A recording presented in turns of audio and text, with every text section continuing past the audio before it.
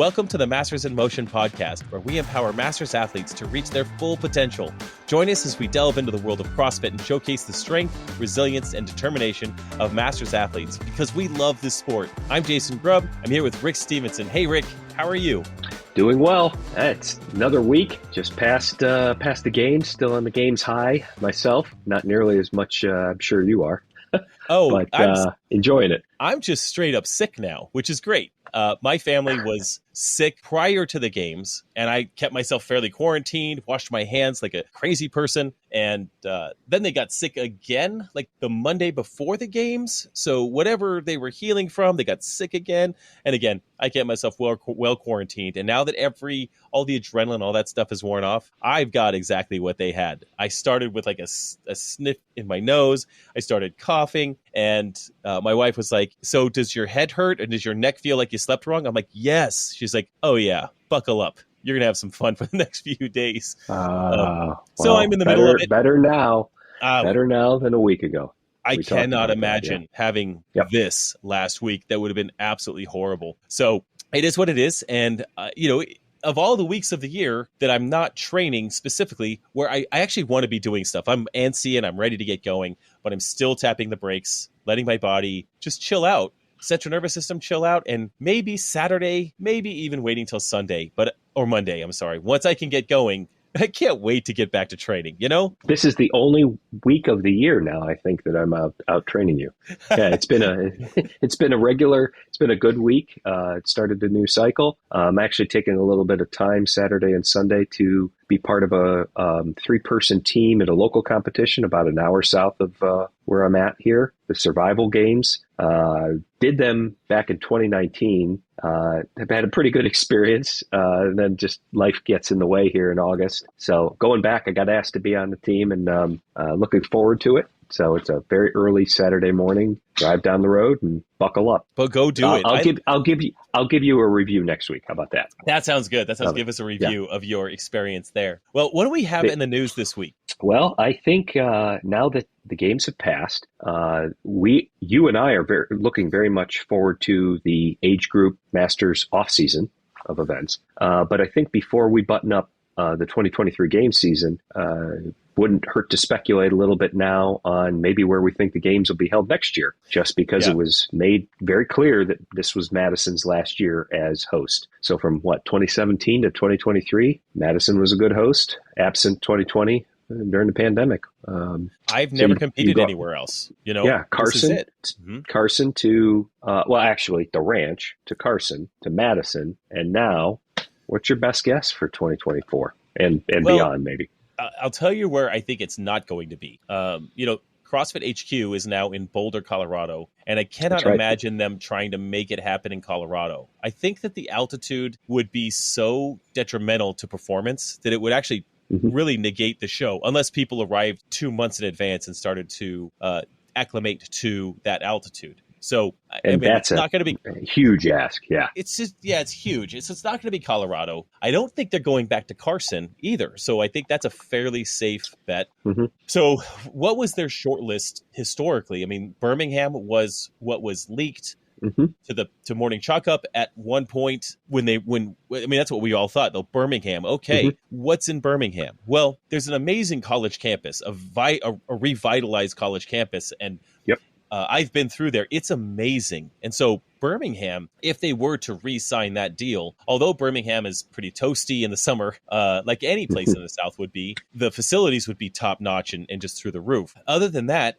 I don't remember what some of the other cities were. I think Nashville was in the mix. Austin was in the mix? I think maybe somebody wrote about Austin too, but Austin falls in that category, just like Birmingham would be. I know the heat that the South is getting this year is maybe a little unusually hot, but even you knock 10 degrees off, it's still hot and humid. And is that, we saw what it felt. We know what it feels like in Madison. You saw how it impacted athletes just this year, and you're in Wisconsin, for crying out loud. So I still think they stay away from the South. I could be completely wrong, but somewhere in the Midwest, centrally located, near a decent-sized airport maybe, with some good infrastructure. And what you were talking about with Birmingham was University of Alabama, Birmingham, down there. Yes. So some kind of a campus that has an arena, maybe an aquatic center, certainly track. Maybe they go back to that old school like they did out in Carson, where you had the track and you had the soccer stadium and you had the tennis stadium. And in fact, they even were inside the hippodrome for the rowing. That would be so much fun. And I mean, I would really love to be able to see those multiple venues. I love what they've done in Madison, where they built North Park. I mean, it's a parking lot that they build an entire stadium and stands on. It's very impressive. It's beautiful out there. But to have more of that all in one campus, they've taken us swimming at a pool in Madison. We've swam in open water. If they have a place like where we're doing the Legends Championship in Arizona, I believe that's at ASU.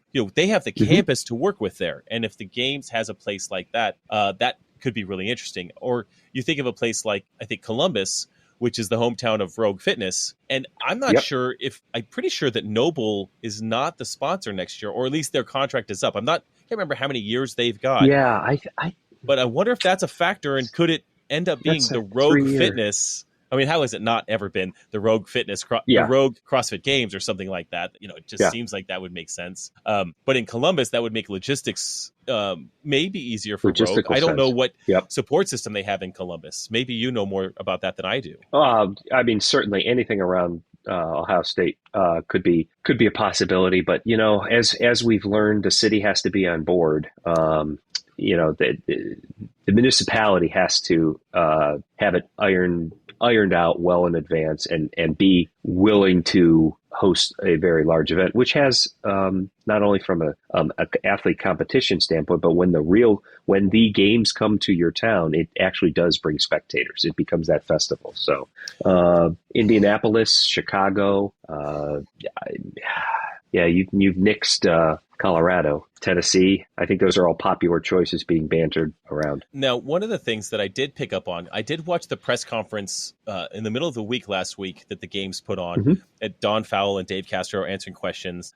One of the questions they addressed was the coverage, which we'll touch on in a second, for Masters athletes. They also touched on, trying to get hints for where, maybe the next CrossFit Games would be. And Dave Castro did speak to the idea that he wants the Games to be a bit more nimble, and that it would need to be more nimble if it wanted to go to international locations. Since it's an international sport. And, if it wants to be more nimble, I will say at this time, we don't know anything, but there were some rumors that came out. I heard rumblings here and there that there might be some changes to how the structure of the Games works with regards to age group, adaptive, masters. There's tons of rumors. And in fact, a lot of the rumors could have been spurred on because of the coverage change. So we hold all the rumors very, very loosely, but it also makes me think if Dave wants to make this sport really, really nimble and maybe take it international, they may have to make changes to how they deliver this event to the whole gamut of athletes. Right. So I'm of the thought that we're going to see a lot of changes. I feel like there's going to be a lot of changes coming in the near future. We can't nail down anything, but we do know it's going to be in another location. That's one. Correct. And we know it'll be international at some point, just not 2024. So not 2024. Let's look for the 48 states here in 2024. I mean, let's just go to Hawaii. Can we just do that? Yeah. Let's go to Hawaii and just make the whole world have to figure that out. Now they're dealing with fires right now too, so you got to be careful. People had a hard enough time getting to Madison.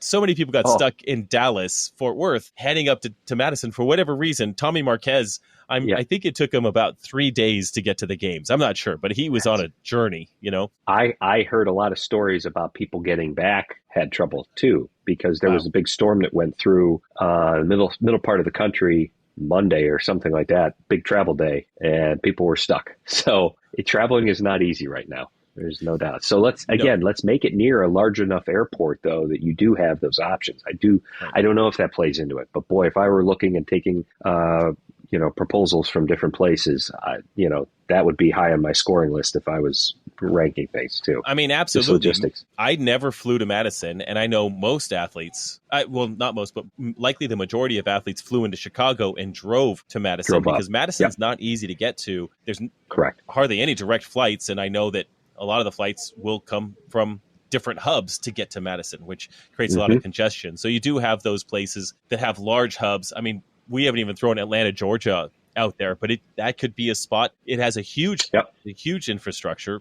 It's sunny. That's all I know. It's hot, but it's hot, we'll humid. See. It's always hot. It's always humid. And I mean, hey, we're games athletes. We can handle anything, Rick. That's my opinion. So give us anything. We'll prepare for it. Let's do that. So again, probably more news to come in the weeks ahead. But right now, just like you and I discussed earlier, the movements that we thought we might see at the games this year, well, we'll do where do you think we'll see the games actually next year? So it's just fun to play around. Well, and I want to the other piece of news that is not news, and we don't want to beat a dead horse on this, but I do want to acknowledge that I've gotten all of the messages from athletes, a lot of comments, either on Instagram or on YouTube, about the age group coverage and the disappointment in the age group coverage that was experienced last week. And I think one of the things that CrossFit easily could have done was to just communicate the change to us with enough advance notice that people could create alternative ways to share the experience of the games with their family and friends at home. Whether it's grabbing a friend to do a live stream or grab local videographers, there was just a lot of options that could have happened, but weren't. And it's not news now; it's old news that the games were not covered this year, and it was a huge disappointment. But I just wanted to acknowledge everyone that's shared with me their disappointment. I think you and I both felt that disappointment ourselves, and we're right in this together. And if we ever get an ear that we can talk to, we'll share that, right? Yeah, I am. I love the sport. I follow the sport, and yes, I will watch replays of previous years. People probably call me crazy to do that, but I do. And so when that post came the day before about the still camera, you just had that sinking feeling like, oh, we all know what a still camera means. But Andrew Hiller made a great point on one of his most recent ones. If they would have made that announcement a little earlier and then just said, hey, would anybody like to cover it from remember, they gave Buttery Bros and Andrew and Savan and who's the guy from the UK? They gave them all unprecedented access. Hey, can somebody have some help with it, or throw it up on your YouTube channel or something like that?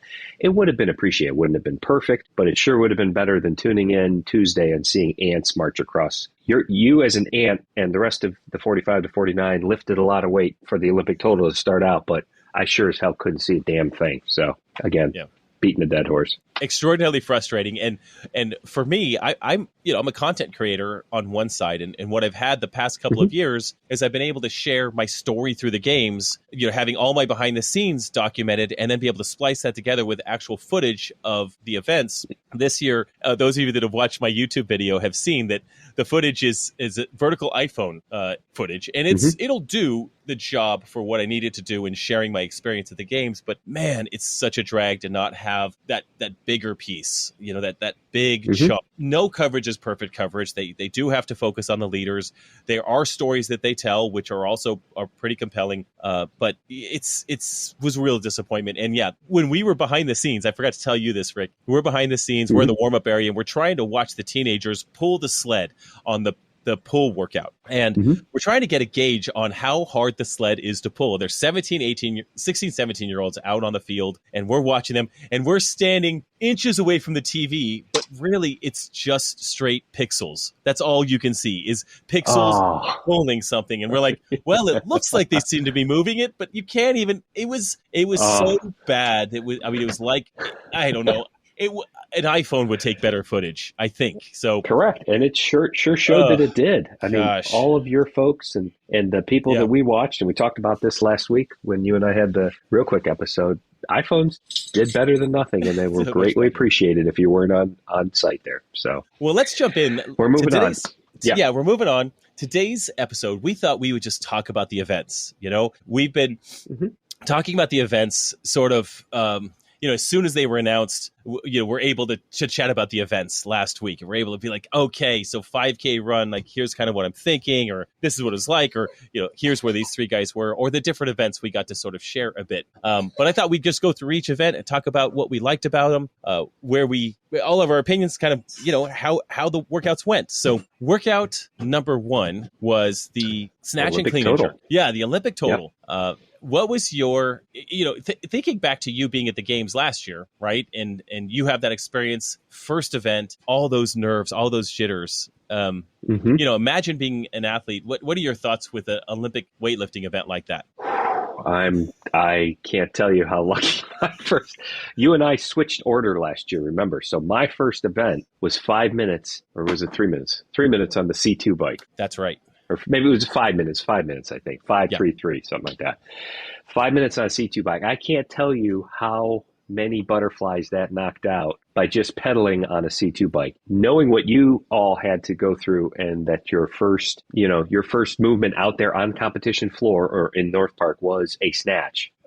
Yeah, seriously. Good luck on the warm up area. Yeah, I'm sure. But the thing is, everybody felt that. I'm sure that's the thing. Yes. So everybody's in the same boat. It was. I found it to be interesting because of that very fact. There was a ton of adrenaline jamming through your system, and the snatch is precision. It would almost have been better if we started with a clean and then we snatch, because the clean, you can just lay the hammer down and clean something, right? The snatch, you can't deal with jitters or anything like that. And I shared this in my most recent YouTube video, which I think you watched, how I approached that event, because it was incredibly nerve-wracking to think this is the first event and you have this very short time frame to load up your bar, do some snatches, then empty your bar and have no transition time. You're right into the next 3 minute window. Now you have to clean and jerk it. There's just, it's 6 minutes of pure panic if you're not well planning, if you don't think through this. And I actually, the day before the event, I did a ton of visualization, actually in the warm-up area, set out all the plates,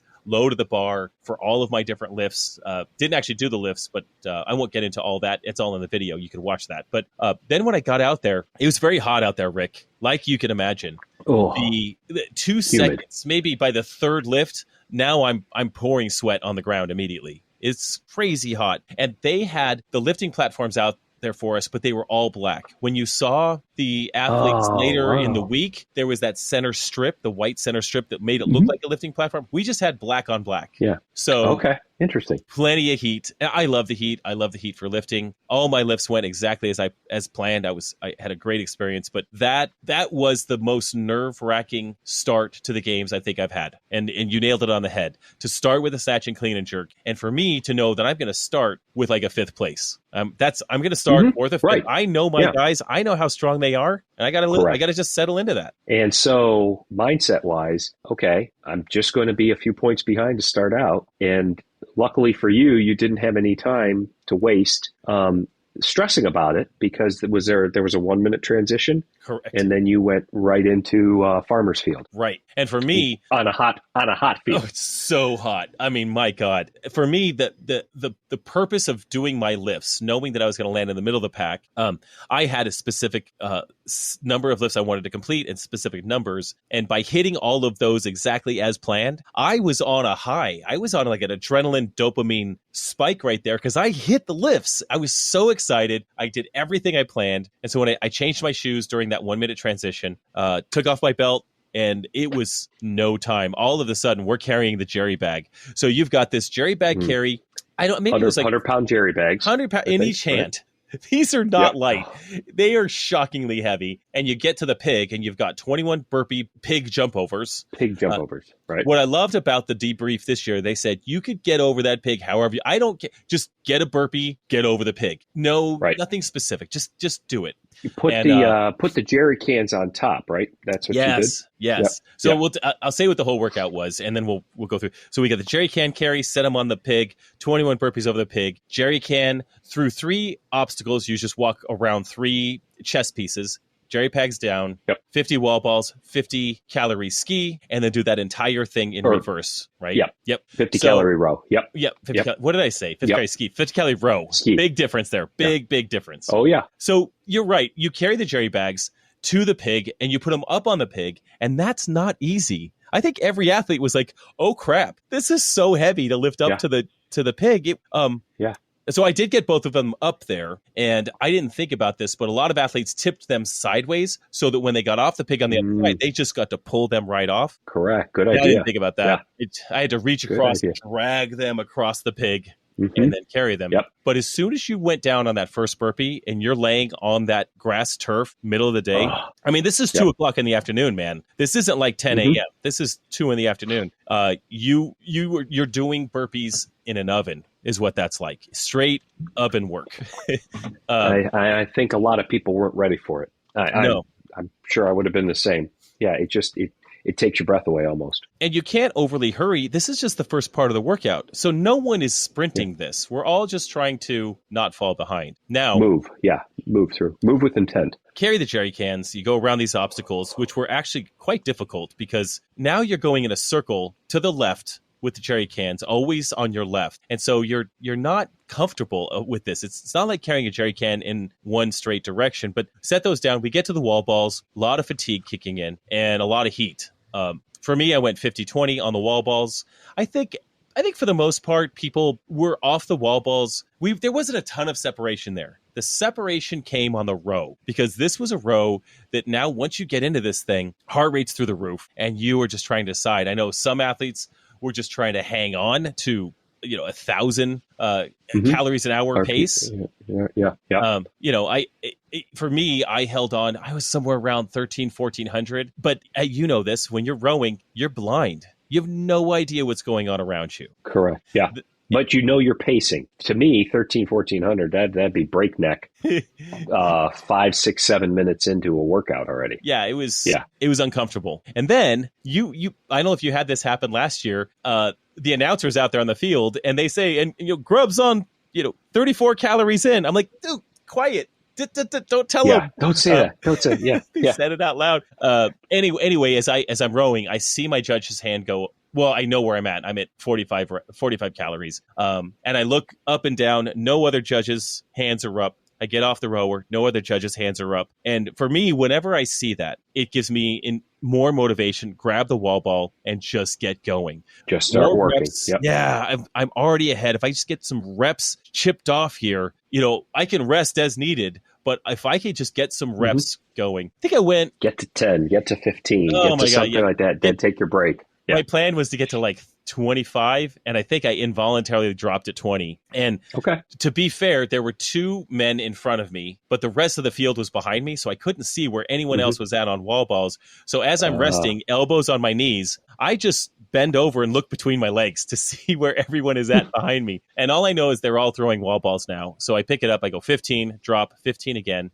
With that, the internal reward was like, if I get through these wall balls, I can get to the jerry cans and not do wall balls anymore. So I was probably to the burpees 15, 20 seconds before the second place guy. And now it was these most miserable burpees. Oh my God. Yeah. Yeah, they were awful. Carry the jerry can, back around, and then burpees over the pig. But you had to put the jerry cans up on the pig again. One at a time this time. Yeah, I could not. Yeah. This was not a double 2 hands jerry up and over. Oh my God, it was so heavy. But burpees were slow and steady. As soon as someone caught up to me, then it was just to stay rep for rep with them. No big deal. So got across the finish line. And after 2 events, I was not in first place, but I did win that event, and I was satisfied with that first effort, right? This is a big chunk of work. It is 2 events, but we're done in 20 minutes, with two events of 8 events, 200 a quarter points. of the way through the CrossFit Games in 20 minutes. It's crazy. Yeah, you think about that. Good. Then the recovery right after. Yeah, I'll tell you, since we're talking about recovery, most of the athletes go and hit the cold plunge right after those workouts. And I'm just not someone who does that. In my opinion, I want to cool down by getting on a bike and bringing my heart rate down by riding a bike, flushing out the system a little bit. And my first priority is hydration after an event like that. So I go immediately to my bag. I grab, my water bottle, which at that point, post-workout, it's just Gatorade. I don't have any. I'm just using Gatorade. Protein shake. So I've got a ton of fluids in me: salt, sugar, protein. I don't drink the whole protein shake. It's just too much fluids at one time. But get on that bike, cool down a little bit, and then make that walk all the way back to the warm-up area, which is also part of the cool down. And then for me, it's Normatec compression pants on my legs for 1 or 2 hour cycles before the next event. And what was funny, Rick, is that after that wall ball, row, wall ball part of that workout, every age group athlete the rest of the weekend was sore, more sore than they ever imagined, barely able to walk. Yeah. I It's the wall balls with the intensity. You put Yeah. those two things together. It might not have to be an insurmountable amount. Yeah. It was 100. I mean, we all train with that amount or more all day long on a random Tuesday, but it doesn't leave you Wednesday that crippled. It's the intensity mixed with just that number. I absolutely. It's funny how that does that to the body. It was so, crazy. Okay, everybody was starting in a crippled deficit. Okay. Which is standard. It's standard day one at the CrossFit Games. Yep. There is some sort of stimulus that because the intensity is so high, you're hobbled. Now you're hobbled for the rest of the weekend in some form or fashion. So event 3 was Helen. Yep, got it up. Good Unique, old classic Helen. Classic Helen. I wish everyone did this. I wish even the individuals, I wish they would have done this version of Helen. I would have loved to see the race that goes on in that situation. It was really a running workout. Oh, my God. Because your kettlebell swings, even with the standard that they gave you, if you weren't getting a lot of no reps, you were just moving that as you knew where your arms needed to be. You were probably moving them as fast as you could. Yep. 12 pull-ups is a blink of an eye, done in a blink of an eye. Yeah, the kettlebell swings, you had to change how you do kettlebell swings. We're so used to getting that kettlebell overhead and using a significant hip thrust that the faster way to do this was to actually go with slightly muted hips, because you didn't want to have to stop the kettlebell as it passed the horizontal plane of your head. You wanted to finish there and be pulling the kettlebell down. So it was a really a slightly different kettlebell swing than any of us have done, but it wasn't hard. I mean, it was very easy. But this, you're correct, was an absolute sprint of a run. And it started with 3, 2, 1, go. It wasn't like, hey, we're going to save anything for the last one. It was, oh my God, we're sprinting 400 to start. And then we're sprinting 400 on the second lap. And then we're sprinting 400 on the third lap. And 2 runners caught me there. One got just ahead of me. The other one blew past both of us in my age group. And he was he's such a fast runner. He got in and he died on kettlebell swings and pull-ups. But I was battling with Chris Anderson we got to the kettlebells and the pull-ups at the exact same time. He's new to the 45-year-old age group, and he is just such a fast runner. But I took 1 no rep on that set of 21 kettlebell swings on the first rep. I got a little loose with my arms, just slight. I wasn't paying attention, just slightly loose. Took a no rep. 1 no rep on a kettlebell swing is going to cost you 2 seconds. There's no way around it. And I lost the event by a half a second. That means he came off the pull-up bar, and it was a sprint to the other end? Yeah, it was a sprint to the other end. Sprint to the other end, which is so fun.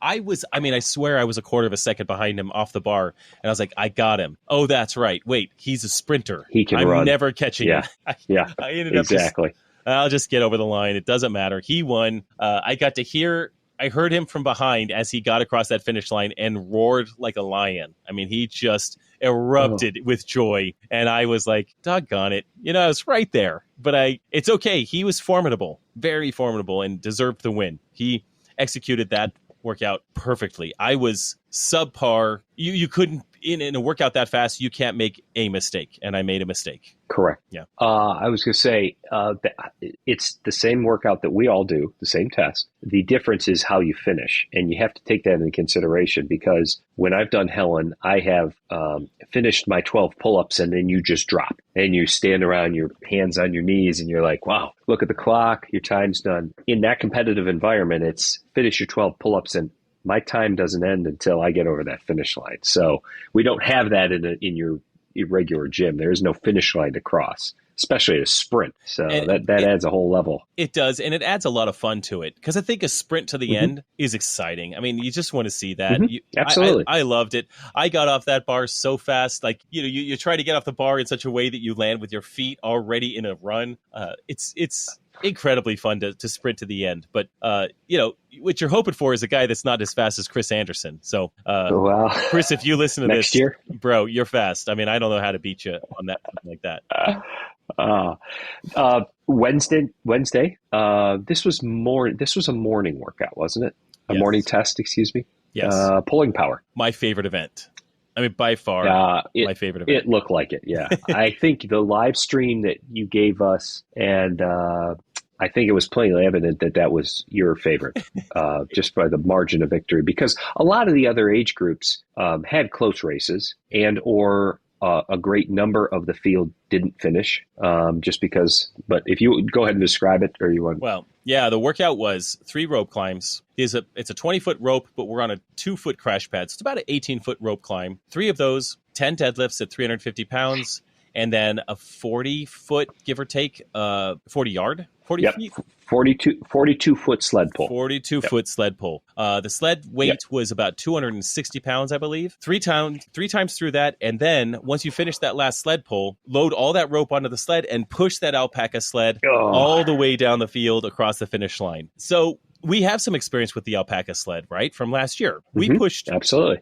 I want to say it was a little bit lighter. That was about the same weight last year. I was around the same weight, I think. But when we pushed it last year with weight, it didn't move. And so my thought on the sled pull was, I'm concerned about whether this sled is going to move or not. Really concerned. So when I went into this workout, everyone's doing 3 rope climbs at about the same pace. We all get over to that barbell. We start deadlifting. I set... and you have 350. Is that right? 350. And our age group had 325. 325. Okay. Yeah, 350 was not. Yeah. So, I mean, I do a lot of deadlifts, and 350 is something I could do for a set of 10, but I'm concerned that this workout is all about grip. This is actually my biggest concern, is I don't want to lose my grip and not be able to climb a rope. It's a huge mistake, but I do my deadlifts, and I see everyone else is breaking at 5 or 6, and I just make an on-the-fly plan B.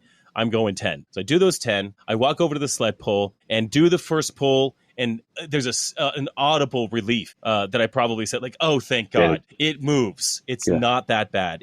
I was able to breathe. It didn't really tax my grip. I loved the sled pull. It really, I want to say it wasn't that hard. It was just like, it was some work. You're just doing some work. And maybe that's what I loved about this workout, is it was just do a bunch of work and do it at different stations. So it had a real chipper feel to it. But I got back to the rope climbs. The second set of rope climbs felt as good as the first, which gave me permission internally to go unbroken on my next set of 10 deadlifts. Since they didn't affect me on the first one. I mean, it was heavy, very, very heavy. That's where I think your lead really opened up, was that second set. Because a couple of them, if I remember right, got to the bar not too long after you, but it was either 2s, 3s, or 4s or something like that. Drop, turn around, maybe chalk. Just stand there and breathe. And you finished at 10, you moved right over to the rope again to pull. And once you had that lead, it's game over. I love the lead. Up. And the second set of deadlifts, I mean, they felt hard, but I prefer to use the momentum of the deadlift instead of having to pick it up off the ground multiple times. You know, let's just use the momentum. Correct. From a dead stop. Then I got to do 3 rope climbs. That 9th rope climb, I felt the grip. I was like, okay, here it is. This is tough. This is a tougher rope climb. Last set of deadlifts, I tapped the brakes. I went 6 and 4. I know where I'm at. I'm all by myself on deadlifts, and I want to be able to push the sled and not tap out, not overdo it.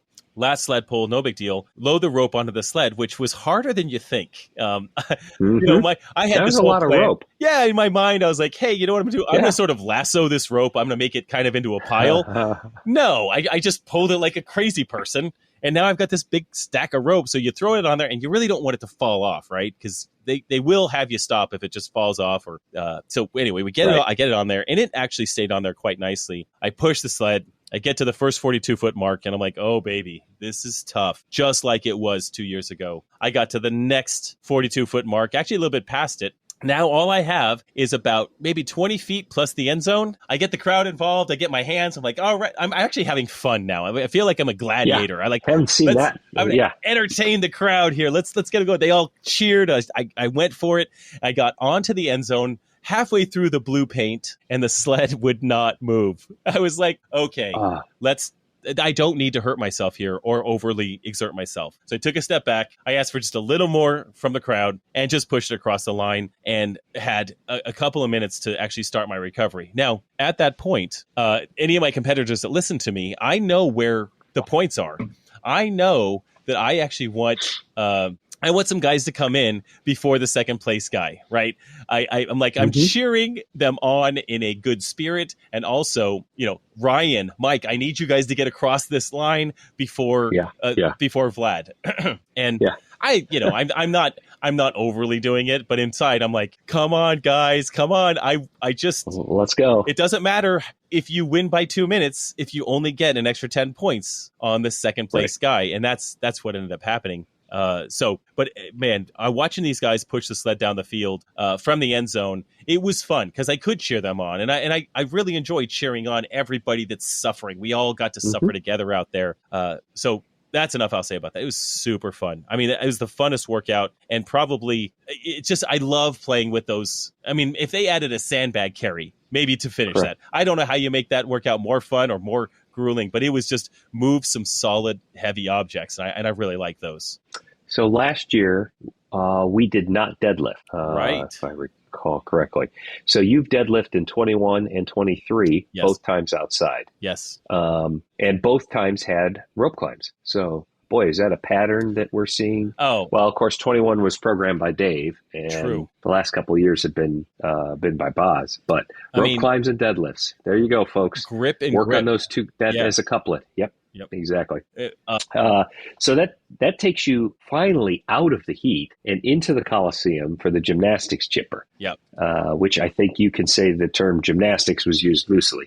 Quite loosely. This should have been called quite loosely. A single leg chipper. Really, a single leg pistol squat chipper. In a 15-minute cap, you had a 48-foot handstand walk, 30 box jumps, 30 GHD sit-ups, 30 single leg squats. You could talk about the specifics there because I think that certainly made or broke you. 30 toes to bar, and then work your way back down, back to 30 single leg squats, 30 GHDs, 30 box jumps, and finish. Here's your sprint across, only you're on your hands with a 48-foot handstand walk. So 15 minutes inside. What could be better? The only way that could be better is if it was more complex. And I think that's the feedback that a lot of us had was, if this is our gymnastics chipper, man, we really aren't being tested on higher skills. We had higher skills in some of our previous semifinals over the past couple of years than we had here. Longer distances on our hands, a lot more volume on GHDs, ring muscle-ups, bar muscle-ups. But okay, we eventually did bar muscle-ups in the last event. So you know what? We can say all these things, but we'll take the test that's given to us. This is the test.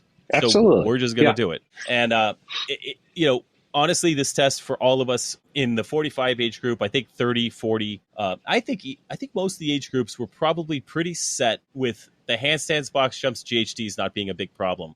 For the age groups, I believe 55 plus, maybe even 50 plus, you had to go in 5-foot increments as opposed to for the handstand walk. The younger age groups had to go unbroken, but really that wasn't a huge issue. It wasn't that much distance for most people. Box jumps are fine. GHDs, we all do a lot of GHDs, or at least we can do 60 without thinking. The pistols. Well, for me, I'll tell you that I was so excited to have 60 pistol squats because over the past 12 weeks, I've worked on pistol squats so much that I could do 60. I couldn't do pistol squats 12 weeks ago. I was really struggling with them, couldn't get them done. They were embarrassing when I was doing them. Now I can do them, but I found a weakness. I cannot stand on one leg for more than 2 seconds. Right. Because on this event, you had to do 5 pistol squats on one leg without the other foot touching the ground or without that foot passing behind the foot that's planted. So like sometimes if you balance, your front foot might go behind the leg that you're standing on, but that was a no rep. If your foot touched the ground, that was a no rep. So I start with my left leg, which is my great pistol leg, and I immediately lose balance. And I take probably, of the 60 pistol squats, 30 on the way down, 30 on the way back. I probably took 25 or 30 no reps for sure. I couldn't balance on my left leg. Oh boy, does that slow? It was terrible. It slows you down. My right leg, which is not my good pistol leg, but I can balance on that leg. So we just found some weird deficit, and there were actually with 30 no reps. I will have to watch the video and see how many no reps I actually did. It may be more like 20, but 30 is not a stretch. I still got 4th in the event. Chris Anderson is a pistol monster. He crushed it. Vlad Leshkovich crushed it. De Salvador from Italy, he crushed that event. And me with 30 no reps on pistols struggled. But there are 5 other guys behind me that were also really struggling with this standard. And that's okay. So we'll all practice it. So no real complaints. I think that movement standard is great. I don't have any problems with it. I think it's totally fair. I just couldn't do it. And that was our first event in the Coliseum. And I was actually just a little bit embarrassed and frustrated. I'm there to do well. I've got a lot of fans out there, and I just ate I want to say I just yard sailed that part of the event, and lesson learned. Like, okay, right, I'm not invincible. Well, from the looking at the construction of the test itself, there is one thing that did flow from semifinals, from the individuals down to age groups, was the single leg squats on one leg with that standard. Yeah. And I think you saw it play out in all the semifinals that were broadcast. Only they were doing it with a weight vest on, or no, with a ruck bag on. But still, it had to be done on one leg, and the foot couldn't touch the ground, and leg couldn't go behind the support leg. But I think that's now the way we expect to practice pistols, because when you are given the opportunity to alternate legs in maybe some other competitions that might not be CrossFit sanctioned, it'd be a lot easier. Oh, so much easier. Totally. I'm just surprised no handstand obstacles for your age group. Oh, I know. They gave them to you last year. Yep. They have given them to you in the past. Maybe not at 50 and above, but nobody had them this year. It was just a straight 48-foot sprint. Couple of thoughts on that, Rick. I think, and I'll actually call this a complaint.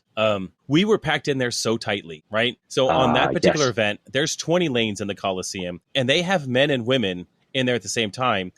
So if you spread your legs on the handstand walk, you're going to hit the guy next to you. On box jumps, Bingo. They didn't even stagger the box jumps. So like we're almost hitting each other on box jumps. On GHDs, I'm hitting the guy. Well, actually, Chris Anderson, he was hitting me on GHDs with his hands. His hands were going wide, and they're hitting my hand. Wide hands back. Yep. So one, they could have staggered that. But two, one of the things they said, I'm going to rant on this, was, hey, we're going with a smaller field so we can do more things. We're only allowing 10 per age group, so we can offer better coverage. I'm not sure if they said that, but with the events, we could do more things. Well, there was, in the individual events, when they did their gymnastics event, not every lane has the object in it when they're doing their handstand obstacles, because that's just too dangerous. You can't have 20 wedges out there and people next to each other. You'll just kill each other. You have people falling all over the place. That's right. They ran smaller heats for the individuals. Yeah. And in fact, last year, I hate to keep saying this, but last year it was men only of your age group. It was not the men and women together. Yes. We went the same direction that you did,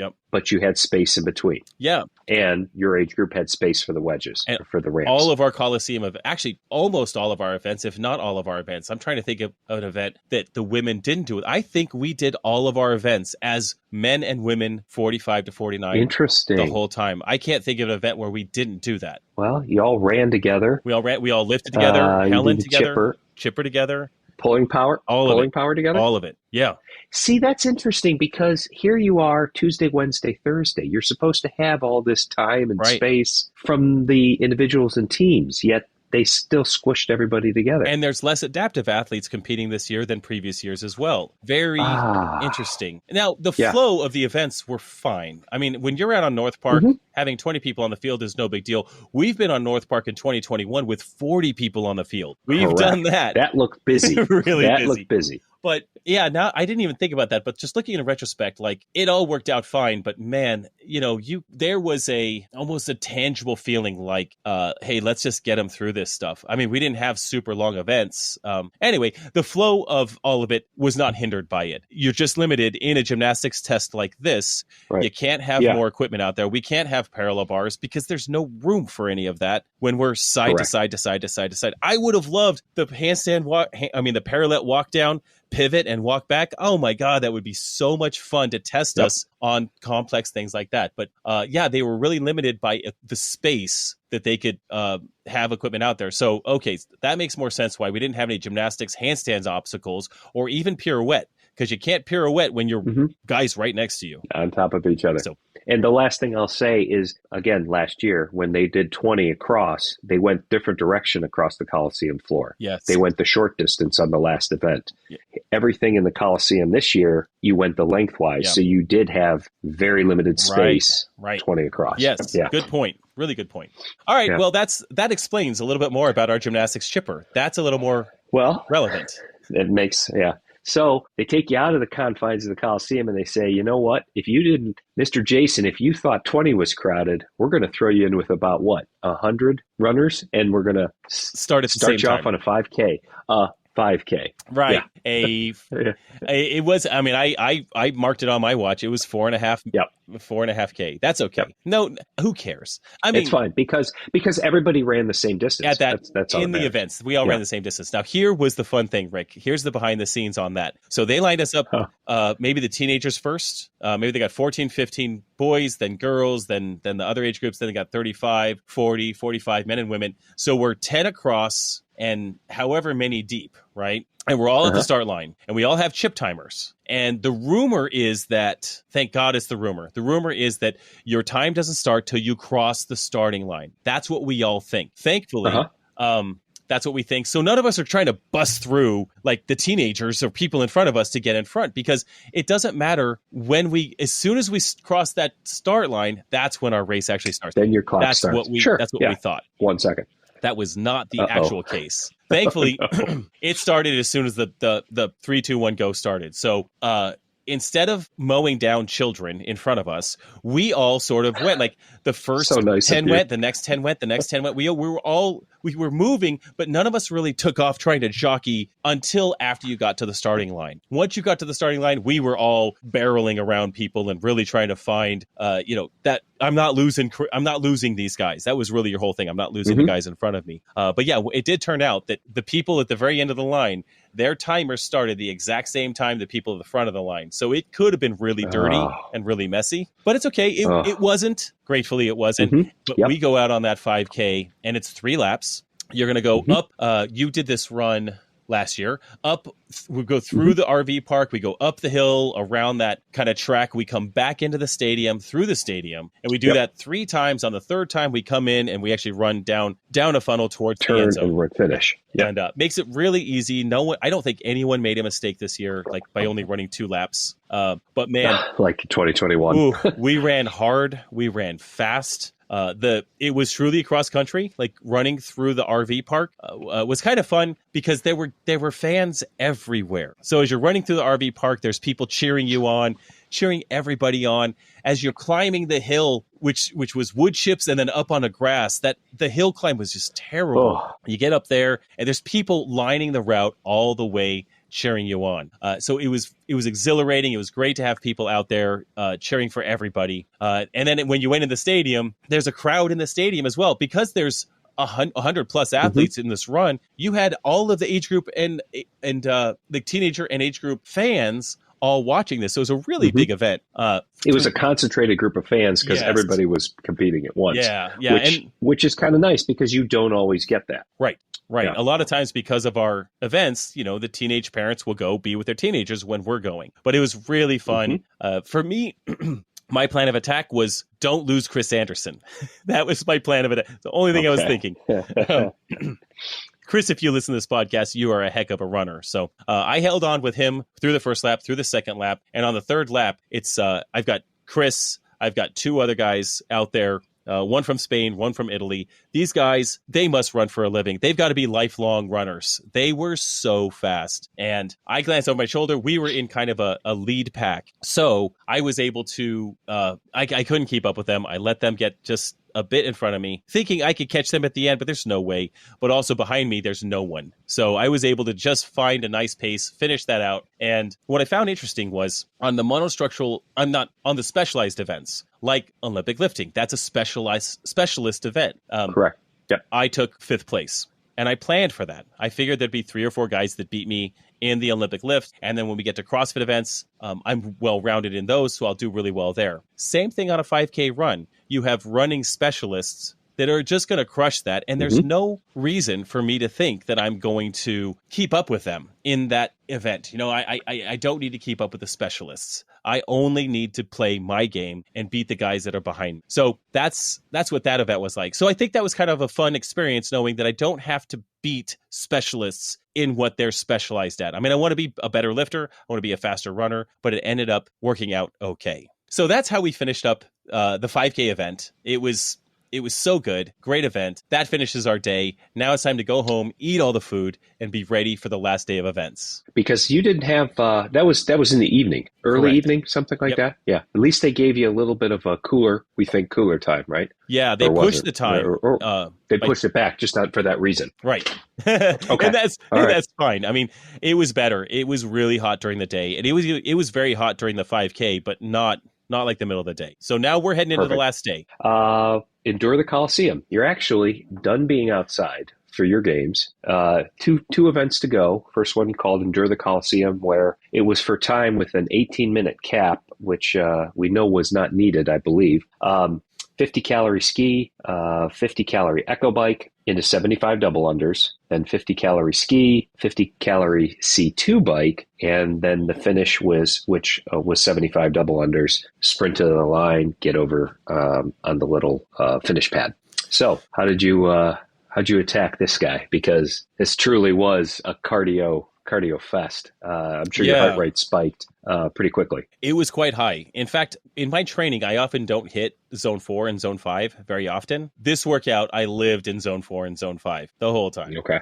So, I'm good at ski erg. So I went out there and had a pace in mind. And I was lucky enough to be able to see where my competition was, at least. That's right. Next to you me. were staggered. There's the stagger. I was behind. So I got the stagger advantage. They should have reversed the stagger on the second ski erg, to be fair, but they didn't. Right. So I had an advantage there. And on the ski erg and then the bike erg and the first set of double unders, I am just toe to toe with Vlad, with my primary competition. I've got a 60-point lead at this point, and I'd really like it to be 70 by beating Vlad, into the last event. Yep. Not 50 by not. So Vlad is a good sport. He's a tremendous competitor, but I did not want him to get 10 points on me. He's that good of a competitor. So this was pain cave work, Rick. That's all it was. It was get into the pain cave, and then can you hold on to that as long as possible? I mean, I'll tell you the paces. I was around 1400 on the ski ergs, both ergs. On the Echo bike, I was about 75 RPM for the 50 calories. Double unders are double unders. And on the final C2 bike, we were hanging out in the 1450 to 1500 range on that last C2 bike. Very painful, very painful. But the motivation on that event is that, for me, my motivation is if I can win this event, I have 70 points ahead of second place. I can rest easy this afternoon, knowing that I've got to make a tremendous mistake tonight. So I also love the ergs. I mean, I love them. I love the machines. I love the pain of that. So I spent a ton of time doing that. This is what we do. If I had done that, I don't think I would have held that type of pace. Just knowing myself as an athlete. But again, you had to know where you are at in that. And maybe I would have tried to make up time somewhere else. I don't think 75 double unders each of those rounds is that much. In fact, I'm surprised it wasn't. I'm surprised they didn't do single under crossovers, to be honest with you, or something different. They gave the individuals a heavy rope for their second to last event or something like that. There could have been other ways to test it, but hey, this was pretty cut and dry. Nice little piece. It produced some good races, and you were inside. Yes, it was, and it was really fun. It was fun. I think for most people involved, the last set of double unders ended up coming down to a race for a lot of different divisions, a lot of different people. Right, correct. There's nothing like a double under race when you're just waiting to see a judge's hand pop up 5, 4, 3, 2, 1, and then someone goes. It makes for something exciting. And then we get to the last event, which was one of the funnest tests out there. Final positions. I like the name of that. And your positions were 4-time, 6-minute cap, 20 bar muscle ups, and 30 alternating dumbbell squat snatches. Key being the squat snatch. For your age group, for the men, it was 70 pounds, and for the 50, it was 50 pounds, a 50-pound dumbbell. It was heavy. And this I'm sure. Kind of where you're like at 6 minute. How is this going to be a race? This is really hard. And in the warm up area, I think all of us were thinking this was going to be a lot harder than it was, or it's going to take a lot longer than we thought. Right. We were like, are you going to go unbroken on muscle ups? I don't know. Are you going to go unbroken? I don't know. And we all went unbroken, like almost all of us. Yeah, I was going to say the younger age groups did. The older age groups, there's some there's some folks being human there. Yeah. Maybe like a 12.8 or 15.5. I think a couple of people tried to push it, get as close to 20 as possible, came off and went from there. But being strategic, knowing that you still had, you still had 30 squat snatches. It was not 20 muscle ups for time. That would have been a completely different race. But the squat snatches, I watched as much as I could. I was surprised at how fast they went. There were hardly any drops. It was just change hands up at the top and go right back down. Yeah, if you were to ask me to do this workout in practice, I would have never done it like this. It's right. all on That's the line. The way I think about it. You have an audience, and there's adrenaline and all that stuff. And adrenaline will last quite a while in a situation like this, at least a couple minutes of it. And we all go unbroken just out of necessity, because I guess, once you get going, you're like, well, these guys aren't breaking. I can just tell by their movement patterns.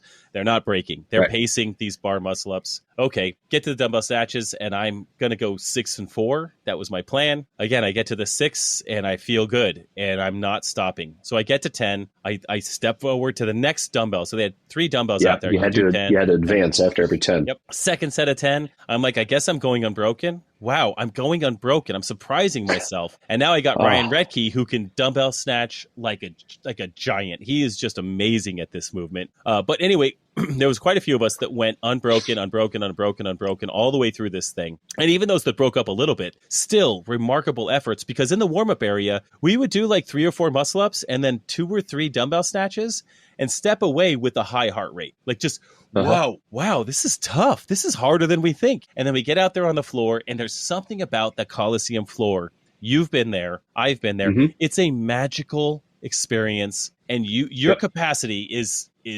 elevated when you're out there. I mean, some things you just can't do. I mean, it's not like I could go out there and snatch 300 pounds. Okay, I can't do that, but I can do 10 unbroken dumbbell snatches because I got an entire audience right in front of me cheering me to the finish line. That is a legit, it's a legit help in that situation. Correct. So it was fast. I have no idea what my time was really on any of the events. But I got across that line, and I needed to get, I think, better than third place, better than second place, third place or something. I think I got second place in the event, and wow, was that a fun workout. Oh, wait, you had such a lead. I think if you would have finished any worse than ninth or 10th. Yeah. So you finishing second, is that right on that event? Yeah, it was second just for fun. Easily. It was super fun. And I mean, I got to tell you, if you're at home and you haven't tried this event, it was exceptionally fun. It takes a tremendous warm up. Like for me, I've got to warm up dumbbell squat snatches a lot. This isn't something that you just go out and just snatch a 70-pound dumbbell. No. But I took a lot of time to warm up, spent a lot of time at the bottom of a squat with a dumbbell overhead to get my body acclimated, ready for that kind of movement. But I'll tell you what, they get better and better and better. It's one of those movements, the more you do, the better they get. I was going to say, when I've recently dumbbell snatched, ankle mobility was a big thing. I don't have the greatest mobility in my ankles, and I know I spent a lot of time trying to warm them up, trying to feel that position, because when you do have that lockout overhead in the right position, to steal the term that you just used, it's a much more magical feel. Like, hey, went up, popped it, locked into position, arms overhead. I could drop it, do the same thing with the other arm. But it takes a long time to get going. It does. It takes so long to get. Well, once you're there, boy, it feels good, right? Yep, exactly. So, well, congratulations. All the tests. You were probably ready for another test or two. But I think... I was, yeah. Yeah, feeling, day after, probably even cumulatively pretty sore from everything. 30 squat snatches after... 2 days after the 100 wall balls, plus the pounding of a 5K, hurt the legs. I'm sure the legs were really feeling. I was still tired. The legs were still tired. We could have done some more events, but just give us a break on our quads, man. It was a squat heavy couple of days. And so, our quads were dead. But overall, I think the overall test was, while it wasn't as complex as some of us wanted, it was a well-balanced test. We had weightlifting. We did only touch a barbell twice, but that's okay. I think that's totally okay. Mm-hmm. The rest of the tests really pushed our fitness.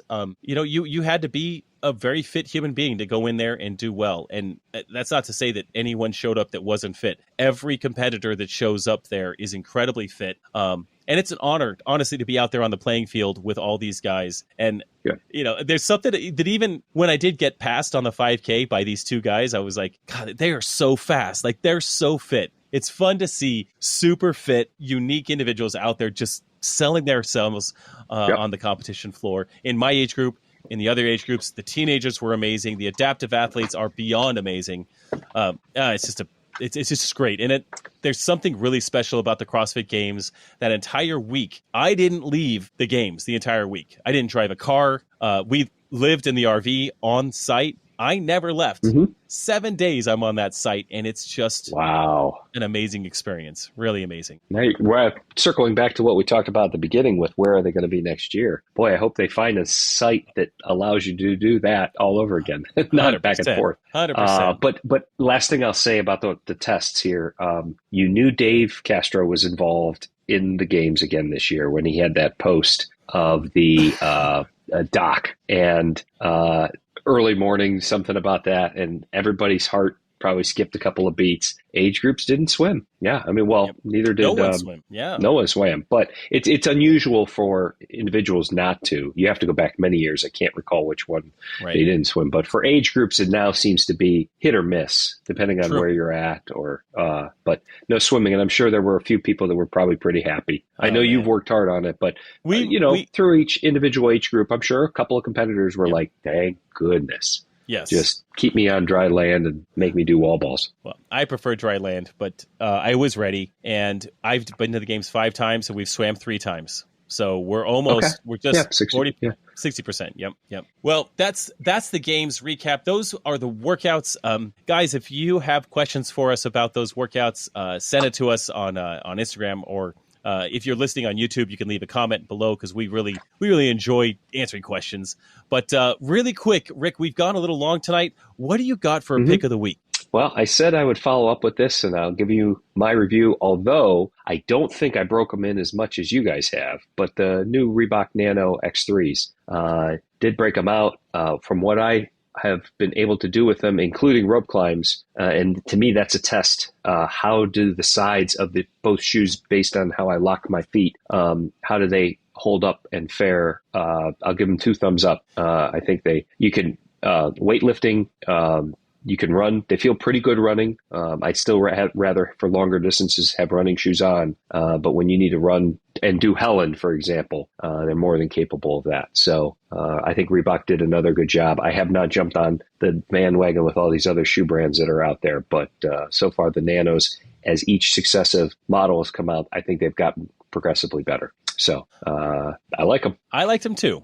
I wore them for the entire games except for the lifting. They were great. They climbed the rope well. They gripped the rope well. I was able to slide down the rope as well. So they're great shoes. In fact, I have been wearing them ever since I got them. So they're good. I like them. Like them more than the X2s, I think, at this point. I think they're, they feel more old school a little bit with a good base. So they were great. I want to give a quick recommendation. I could just share that I've had the ice barrel, the traditional ice barrel, which they call the ice barrel 400. And I've had that for, over a year now. And in the hotter climates, I wrapped that with insulation in order to keep my water cold. I have a Penguin cooler that keeps the water cold, but to keep that thing from burning out or overworking, I've wrapped the ice barrel in insulation. Well, they just came out with the ice barrel 300. They are not a sponsor of this podcast, by the way. It's just I just love this thing. It is an insulated ice barrel. It's a little bit thicker. It's a little bit lower to the ground. So instead of climbing up into it, like on a stair, you just step into it and then you have to sit into it. So I like the first ice barrel where I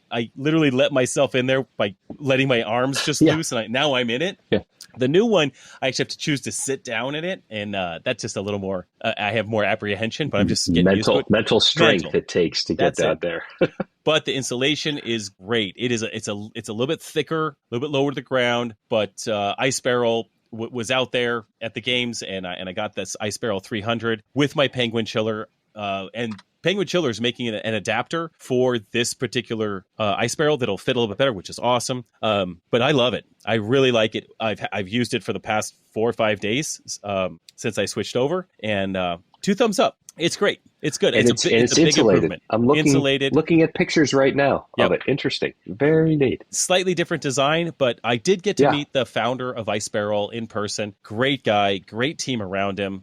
They were a sponsor at the games. So I think he said they brought 250 ice barrels to the games to use at the games. I mean, wow. As a sponsor, like at all venues. Yeah. Oh my God. It was absolutely amazing. So, that's you had them after the events at North Park, right? We did. Back there. Yep. Yeah, they're there. Off this side. They're also they're everywhere. They were in other areas by the warm up area. There were a couple of ice barrels there. I mean, just everywhere you turned, there was an ice barrel and probably someone in it. So really crazy. Wow. Yeah, excellent. Well, Rick, that concludes our episode this week. I appreciate you jumping on tonight, and we have some guests coming up. Be sure to tune in next week.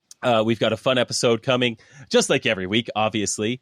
With that said, everyone, thanks for tuning into the Masters in Motion podcast. If you found this episode helpful, we'd be grateful if you could take a moment to leave us a 5-star rating on Apple Podcasts or your preferred podcast app. Your support helps us reach more listeners and grow our Masters community. Until next time, get bolder, not older. See ya.